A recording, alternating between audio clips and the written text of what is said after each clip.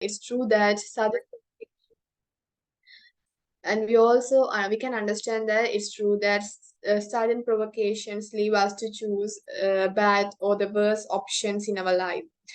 When we see the poem the road not taken, this poem suggests the fact that the suggests the fact that we have to make our decisions with we have to choose a correct decisions in our life. This poem often interpreted as a metaphor for the choices we make in our life and the sense of individuality and the personal responsibility. The accompanies and when we emphasizes the significance of our decisions and impact they can have on our lives, we can tell that it is our decisions makes our life. And here also the father emphasizes this fact: don't take the decisions when you are emotional. Don't take the decision based on the impulse. And it is something similar to the poem The Road Not Taken. The decision should taken from the reality and the logical facts. By telling that the father sires his tactful and well experienced suggestion to to lead a bright life which seems as more traditional for the son. The first stanza hints us that the father is talking to his son after a long argument. The tone of the father is advising, and he demonstrates that it's not a correct time to take decisions because this age is not an age which allows us to logically analyze the things. Here, the son portrayed as a small boy in front of his father, even though he has reached as I told you earlier, even though he has reached the age to marriage and start a life, the father see his son as a child.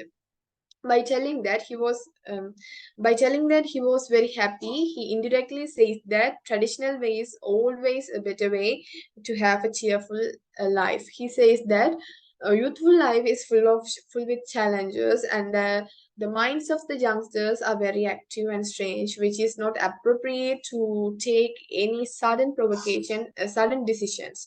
And further, the fathers advise his son to marry a girl and start a life. Here, the father may think that when the son marries somebody and start a life, he may be busy with the works of family rather than thinking a lot about the voluntary and the revolutionary freedom. Here the father recollects his old memories and speak with his son in a wiseful and experienceable manner.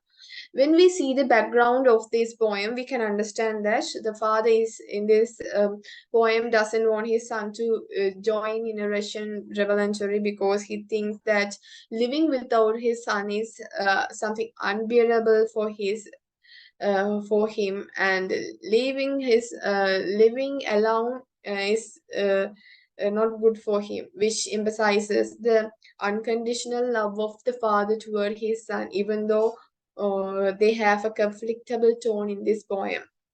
And the father seems as very optimistic in his thinking, and the son seems as struggling between his father's advice and his revelatory freedom. When we analyze the son's answer for this question, we can understand that he's not interested in the father's talking or the father's advising.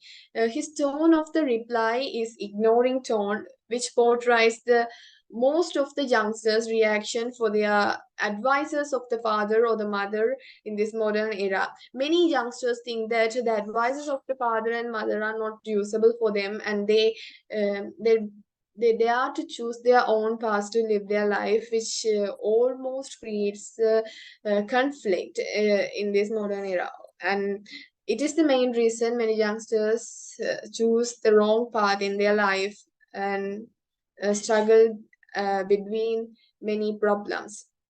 Although the father is speaking to his son, the son doesn't directly respond to his father, which is not a good manner. He seems as talking to himself or the other person who is listening to him. His way of speaking is something. Speaking in this line is something ignoring. The tone of the speaking of the son is very ignoring tone. The first line of the son speaking emphasizes that the son has tried to explain many times for his father, but and very tired to explain it, which creates the generation gap and the conflict tone. Even though the son want his father to understand himself, the father is not ready enough to understand his son's ideas, or wants to listen his son's advice. Here the father wants his son to listen his advices rather than talking against him. Instead of that, the father is trying to explain the things which creates the conflict between the father and son relationship. Trying to understand, and proper understanding is the main key to start a good relationship with others. Here in this song, both father and son are lacked with understanding level, and they think that they see each other's life in their perspectives. But we have to understand that when we judge the people by entering in their way of life and thinking, we can get a real judgment, and we can realize their own problems. Instead of that, when we are trying to advise them with our perspectives of life, it surely creates a conflict. And here this is happening here in this poem. And in this and when we see the son in this poem, the son feels very sad about his father's advice. And according to the human psychology, we can understand that people may get boredom when we listen the same thing from others. Here the son seems as bored because of the father's same advices, which he has advised him for many years. I think if the father changes his way of advising, the son may understand the real problems, and son may be changed.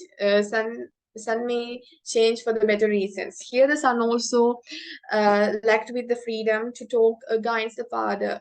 When he wants, he can't talk to his father. The father may think that it is not good habit of the children to talk against their parents or the elders, which is similar to the aunt in the frost. We all know that in the lumber room, the aunt in the lumber room also ignores the children's advice, children's talking against the elders or her.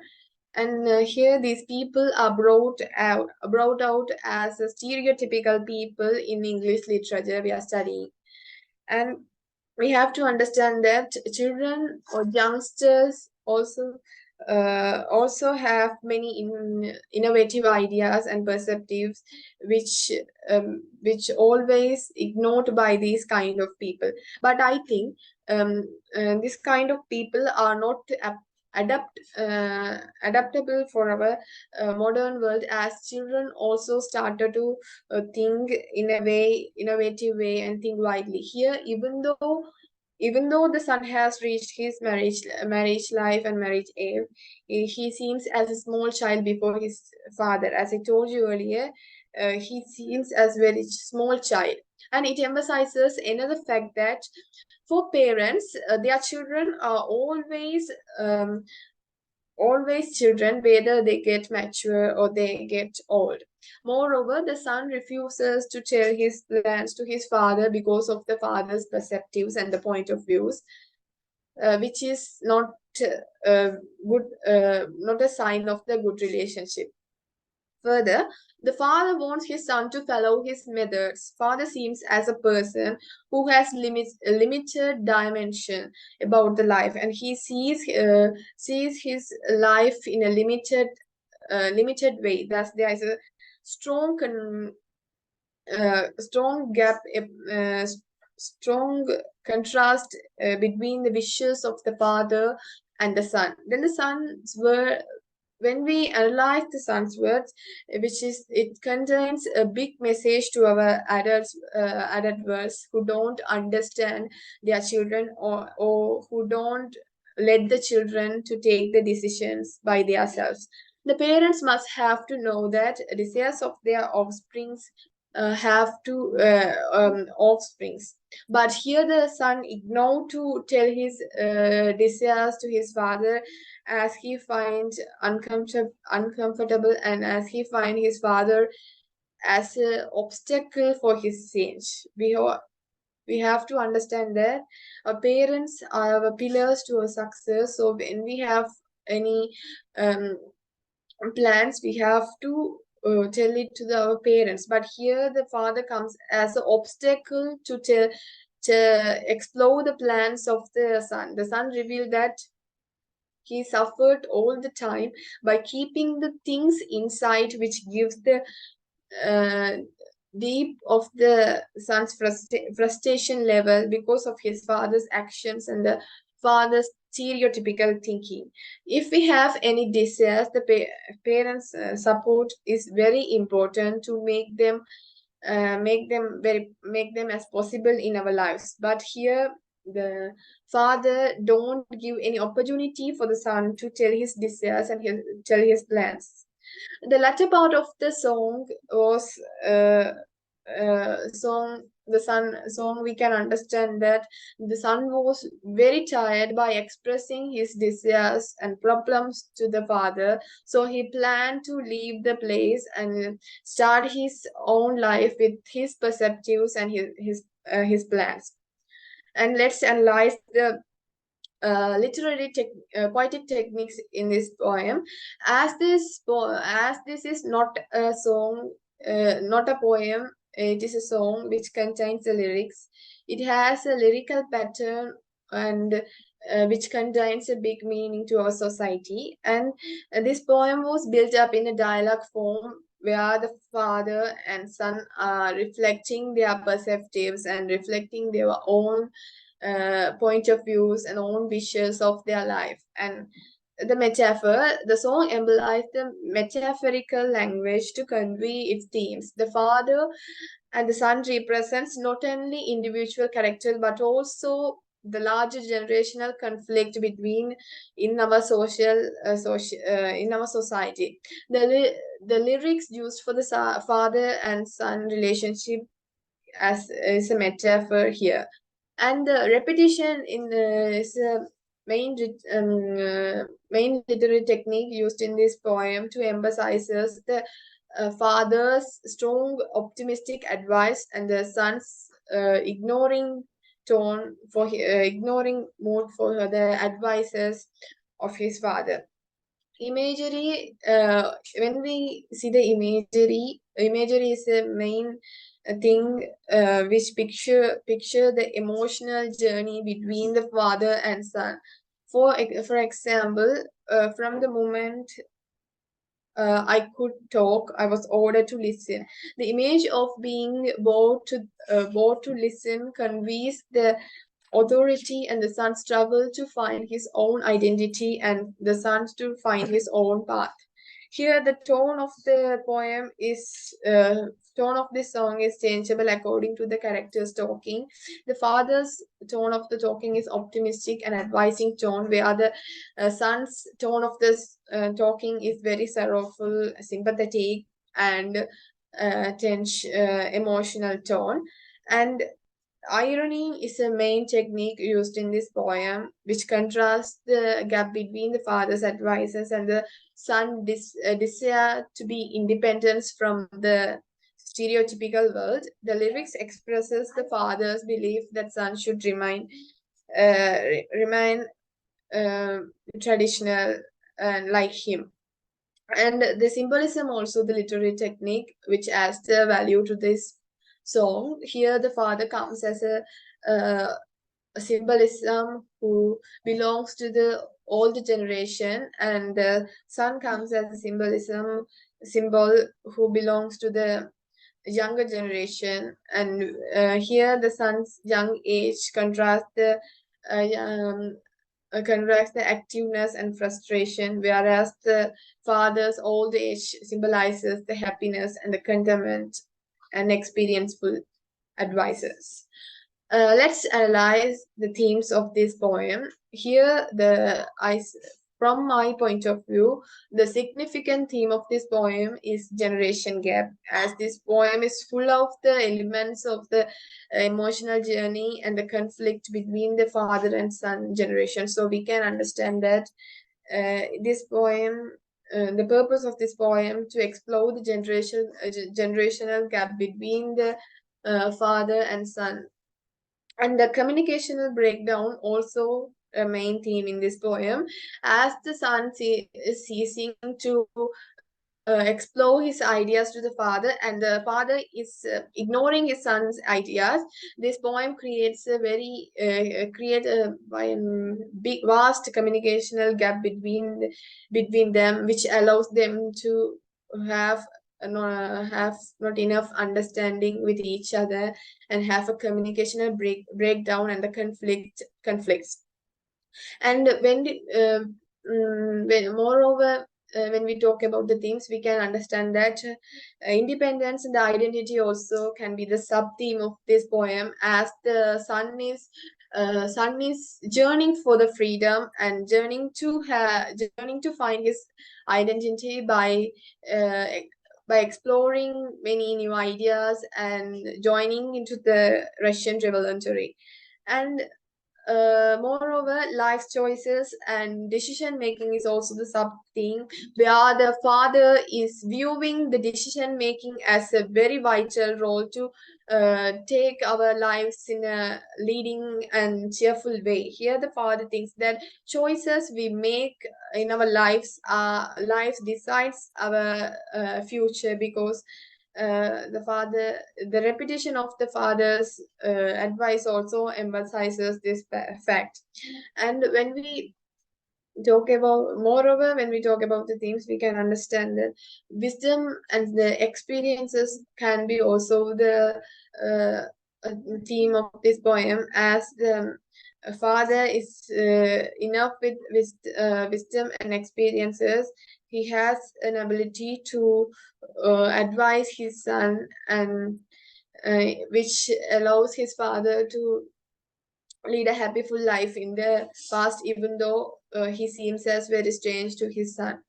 So I think this is a poem which is very nice to, which is very meaningful to understand the perspectives of the younger generation and the older generation. And this poem is full with the emotional journey of the father and son, and here from this poem we can understand the emotional conflicts and the real bond of the father and son. Thank you for your listening.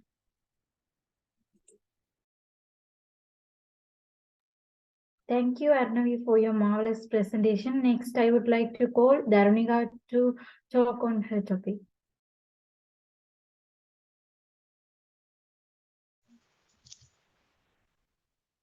Good evening to you all. I'm going to present about the poem The Eagle.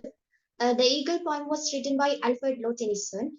It is a nature poem, and Alfred Lord Tennyson also the nature poet. Alfred Lord Tennyson portrays the swiftness and the agility of the eagle through this poem. This poem was written at the Victorian era. This poem emphasizes the power of the eagle, and this poem consists two stanzas. Each stanzas have three lines. We call this theses. The rhyming pattern of this poem is A A A B B B. Now we look at this poem line by line. Here in this first line, we look at that he claps the crack with good hands. Here the word he is a pronoun that indicates the narrator describes the eagle as an human because he used the word he. So we call this technique is personification. In this line, he and the word hand also um, emphasizes the personification. Personification is a literary device that is used for describes the inanimate objects to the human characteristics. Here, the word claps, crack, and crooked started with the letter C. So the C indicates the strength of the eagle. Here, the narrator says the eagle is called the rock with his crooked hands. We all know eagle has ugly hands, but we have a very normal beautiful hands, but we can't calls the rock with our hands, but the eagle can calls the rock with his crooked hands. So it is the strength of the eagle. And here we look at the second line of this poem. Close to the sun in lonely lands. The narrator said the eagle is very closer to the sun. We can't go very closer to the sun because it is very heat, but human cannot go very close to the sun, but the eagle can um, go to closer to the sun, so it is also emphasizes the power of the eagle. uh, Here the lonely lands, in this lonely lands, the alliteration sound of L emphasizes the location of the eagles. The eagle is located in the lonely lands. Uh, Now we look at the third line of the poem. Uh, Ringed with azure words he stands. Here the narrator said the eagle is circled with the azure world. Azure world means the blue sky. So it is emphasizes that the eagle is very top of the mountain and it surrounded with the blue sky. Here, the eagle is very, he stands indicates that the eagle is very top of the mountains. So here in this first stanza, the words hands, stands, and lands are rhyming words. So the rhyming pattern of this stanza is A. Now we look at the second stanza. We look at the first stanza of the second stanza. Um, Wrinkled, which the wrinkled sea beneath him crawls. Here, the wrinkle means the we all know the skin of the elder persons. The same thing, the waves of the sea also like skin of the elder's skin. So the narrator used the word wrinkle. The wrinkle sea beneath him crawls. We all know eagle and the sea are very nature things, but we didn't know which is powerful. But we can understand by this line the eagle is a powerful because the big waves of the sea crawling beneath the eagle. So it emphasizes the power of the eagle. Uh, crawls reminds us about the small animals because small animals are crawling. So the narrator used the words to emphasizes the power of the eagle. Now we look at the fifth line. Um, he watches from his mountain walls. Here the another personification also used his mountain walls. The narrator said it is the eagle's mountain walls. So here the word his also emphasizes the personification. He watches from his mountain walls. What is we have a doubt about this. What he watched? So he watched its prey, like fish or another seafoods. So the sea is crawling beneath him. So the eagle saw that from his mountain walls. Now we look at the last line of the poem. And like a thunderbolt he falls. Here the last line indicates the the poetic technique hyperbole, because the word like emphasizes that the eagle is falling into the sea like a thunderbolt for catch its prey. Thunderbolts means the sudden action. We all know when it's raining, we can saw the thunderbolt. So the spear, the this is the this emphasizes the sweetness of the eagle. Here in this second stanza, uh, false voice are the rhyming words. So the rhyming pattern of this stanza is B. Here the kashura and alliteration also used. Thank you for hearing me.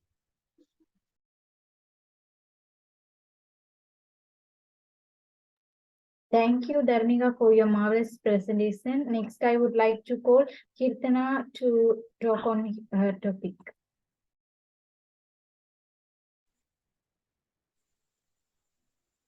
Good evening to you all. Today I am going to speak about one of the prose in our literary text, The Lumber Room by C.E.O. It was written by E.Housman, who was usually known as H.S. Munro. He was born on 18th December 1870 in England, and he was better known by the pen name C.E.O. And he was a British poet whose witty and mischievous stories satirize the society and culture. He is considered as the master of the short story. Monroe's father is an officer in Burma police, and after the death of his mother, when he was 2 years, he was raised by his aunts, who frequently resorted to corporal punishment. He was brought up in a regime of strictness and severity that this left an indelible mark on his character and is immortalized in a number of short stories like The Lumber Room.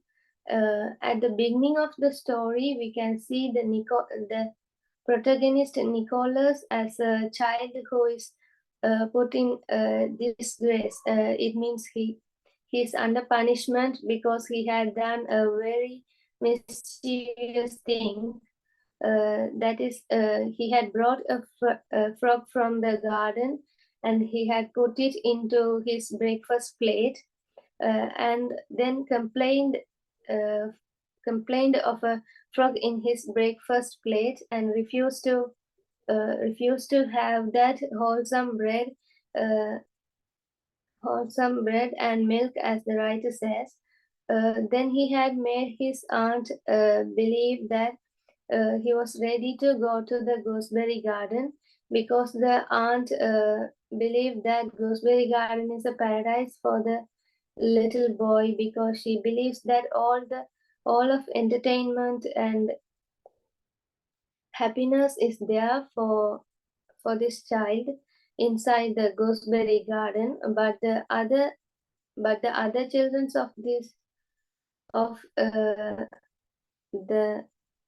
of the house were planned to go to Jagborough as a punishment for Nicholas.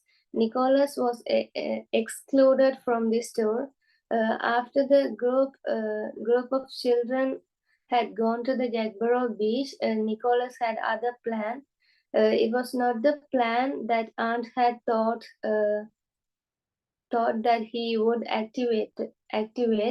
He had let Aunt believe in that he was ready to go to Gooseberry Garden, but instead he sneaked into the lumber room. Inside the lumber room, he come across a tremendous picture of a hunter and stag. There are so many interesting things inside the lumber room. So he was enjoying himself in his own kind of way when he heard the sound of the aunt as she had fallen into the rainwater tank inside the gooseberry garden in her search for Nicholas. Uh, then he goes out as he was observing the fascinating bird book. He heard the sound of his aunt calling for it. Because of that, he had to go out of the lumber room, and he never gave his aunt a helping hand, making all the others and making himself even believe that the one who was inside the rainwater tank is the evil one. The orphan Nicholas is trusted to his tyrannical aunt. Tyrannical means a person who uses power over others in a very cruel way. So we can call this aunt as a tyrannical aunt. So he was taken care of by a tyrannical aunt. This aunt is not only a tyrannical, but also she dull-witted. That means a sense of intelligence, and her sense of amusement is very dull. So is not much of a happy or lucky person. So the boy is taken care of such a person as the aunt. In this story, we can see the two worlds. One is child's world and another one is adult's world. In the child world, we can see all the child always do many imaginative and creative things. So in the child's world is very colorful, and he did many creative things. In the adult's world, we can see only dull and colorless life. The adults never do any creative things, and adults obsessed with insignificant things and insignificant priorities, and but the children take pleasure in simple things. The children in all the things, the children take pleasure. And let's look when we talk about the theme of this short story. Using religion to instill fear is the theme of this short story, and also the generation gap. It's mean the adults and different between adults and children. The adults must be careful in punishing the children, because if the adult punish any children, children's forced to avoid creative things. And another theme of this short story is children may be more innovative than the adults. Thank you for. Thank you, Kirtana, for your marvelous presentation. Next, I would like to call Tamilman to speak on his topic.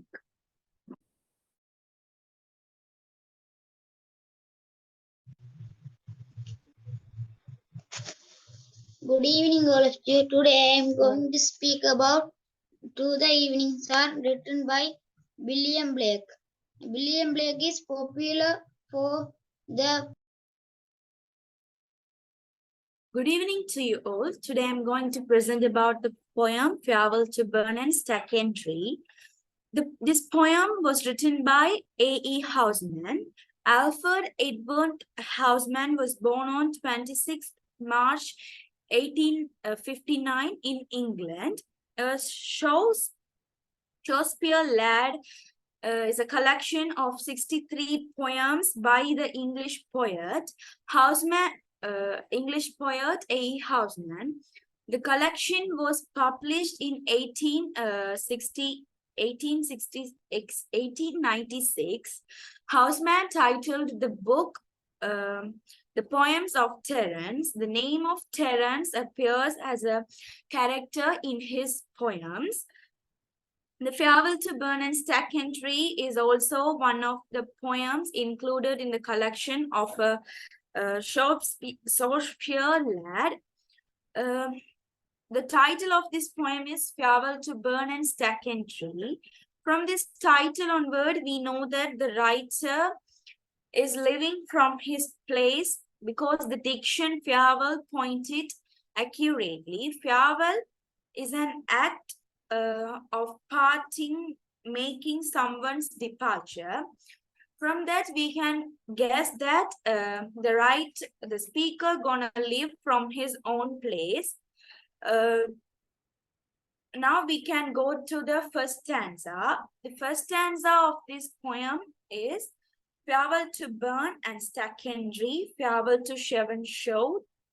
Terence, look your last at me, for I come home no more.